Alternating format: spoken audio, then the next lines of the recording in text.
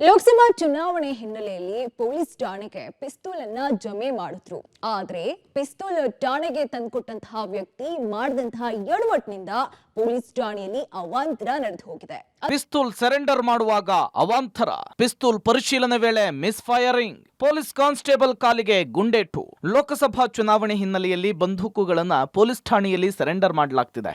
ಈ ವೇಳೆ ಅವಾಂತರವೊಂದು ಸಂಭವಿಸಿದೆ. ಬೊಮ್ಮನಹಳ್ಳಿ ವ್ಯಾಪ್ತಿಯ ಬೇಗೂರು ಪೊಲೀಸ್ ಠಾಣೆಗೆ ಮುಕುಂದ ರೆಡ್ಡಿ ಎಂಬುವರು ಪಿಸ್ತೂಲನ್ನ ತಂದು ಜಮಾ ಮಾಡಿದ್ರು. ಪೊಲೀಸ್ ಕಾನ್ಸ್ಟೇಬಲ್ ಪಿಸ್ತೂಲನ್ನ ಪರಿಶೀಲನೆ ಮಾಡುವ ವೇಳೆ ಟ್ರಿಗರ್ ಒತ್ತಿದ್ದಾರೆ. ಈ ವೇಳೆ ಏಕಾಏಕಿಯಾಗಿ ಮಿಸ್ ಫೈರ್ ಆಗಿ ಮತ್ತೊಬ್ಬ ಪೊಲೀಸ್ ಪೇದೆ ಅಂಬುದಾಸ್ ಕಾಲಿಗೆ ಗುಂಡೇಟು ತಗಲಿದೆ. ಗಾಯಾಳುವನ್ನ ಅಪೋಲೋ ಆಸ್ಪತ್ರೆಗೆ ದಾಖಲಿಸಲಾಗಿದೆ. ಇನ್ನು ಈ ಘಟನೆಯಿಂದ ಪೊಲೀಸ್ ಠಾಣೆಯಲ್ಲಿ ಕೆಲಕಾಲ ಆತಂಕದ ವಾತಾವರಣ ಸೃಷ್ಟಿಯಾಗಿತ್ತು. ಸ್ಥಳಕ್ಕೆ ಬಂದ ಎಫ್ಎಸ್ಎಲ್ ಅಧಿಕಾರಿಗಳು ಪರಿಶೀಲನೆ ನಡೆಸಿದ್ದಾರೆ. ಇನ್ನು ಘಟನೆಯ ಸಂಬಂಧ ಹಿರಿಯ ಪೊಲೀಸ್ ಅಧಿಕಾರಿಗಳು ಬೇಗೂರು ಪೊಲೀಸ್ ಠಾಣೆಯ ಮೇಲಾಧಿಕಾರಿಗಳಿಂದ ಮಾಹಿತಿ ಕೇಳಿದ್ದಾರೆ ಅನ್ನೋದು ಗೊತ್ತಾಗ್ತಾ ಇದೆ. ಒಟ್ನಲ್ಲಿ ಪೊಲೀಸ್ ಠಾಣೆಗೆ ಬಂದೂಕು ಅಥವಾ ಪಿಸ್ತೂಲುಗಳನ್ನು ಸರೆಂಡರ್ ಮಾಡುವ ಮುನ್ನ ಎಚ್ಚರಿಕೆ ವಹಿಸಬೇಕಿದೆ. ಅಂಬರೀಶ್ ಮಂಜು, ಪಬ್ಲಿಕ್ ಟಿವಿ, ಆನೇಕಲ್.